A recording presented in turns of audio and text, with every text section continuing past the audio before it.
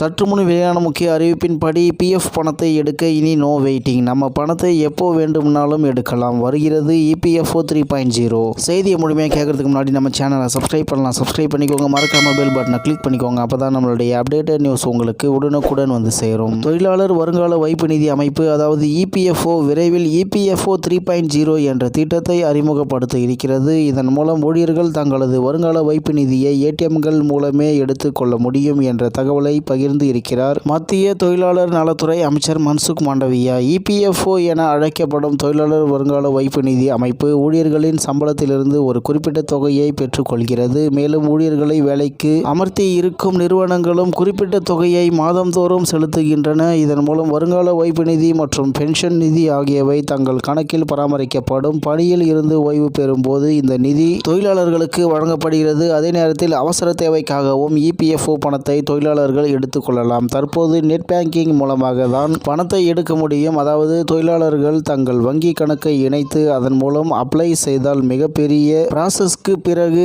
அந்த பணம் தங்கள் வங்கி கணக்குக்கு வரும். அதற்கு 10 முதல் சில மாதங்கள் வரை கூட ஆகலாம். இந்த நிலையில் தொழிலாளர்களுக்கு மகிழ்ச்சி தரும் அறிவிப்பு ஒன்றை தந்திருக்கிறது மத்திய அரசு. இனி தொழிலாளர் வருங்கால வைப்பு நிதி அமைப்பு மூலம் தொழிலாளர்கள் தங்கள் வைப்பு நிதியை ஏடிஎம்கள் மூலமே எடுத்துக் கொள்ள முடியும் என மத்திய தொழிலாளர் நலத்துறை அமைச்சர் மன்சுக் மாண்டவியா தெரிவித்திருக்கிறார்.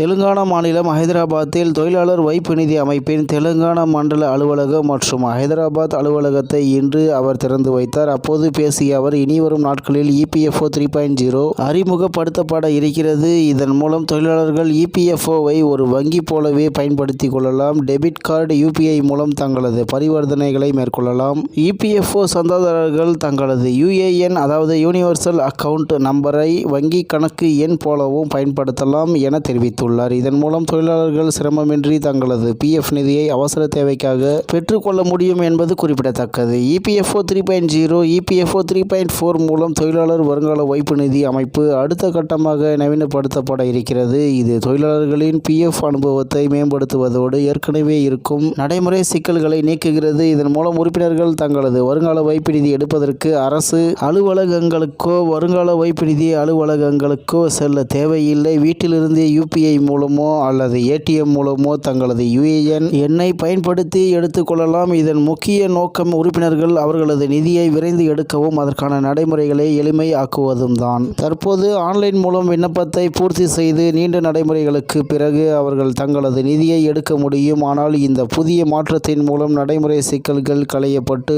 பணப்பரிமாற்றம், ஓய்வூதியத்தை திரும்ப பெறுதல், பணம் எடுத்தல் ஆகியவை எளிமையாக்கப்பட இருக்கிறது. இபிஎஃப்ஓ 3.0 செயலி வரும் மே அல்லது ஜூன் மாதத்தில் அறிமுகப்படுத்தப்படலாம் என எதிர்பார்க்கப்படுகிறது. இதன் மூலம் தொழிலாளர் வருங்கால வைப்பு நிதி தொழிலாளர்கள் கையாளுவதற்கு மிக எளிமையானதாக மாறும் என மத்திய அரசு கூறியுள்ளது என்று தகவல் வெளியாகி உள்ளது என்பது குறிப்பிடத்தக்கது.